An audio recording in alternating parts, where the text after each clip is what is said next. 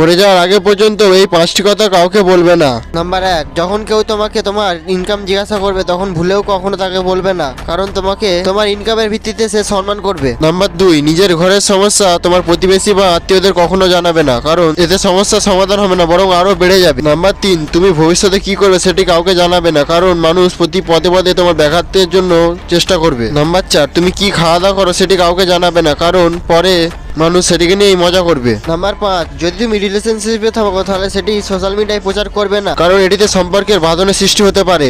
জীবনে চলার পথে উন্নতি করতে চাইলে এই চ্যানেলটি সাবস্ক্রাইব করে ভিডিওতে লাইক করে রাখো, এখানে রোজ নতুন নতুন কিছু শিখতে পারবে।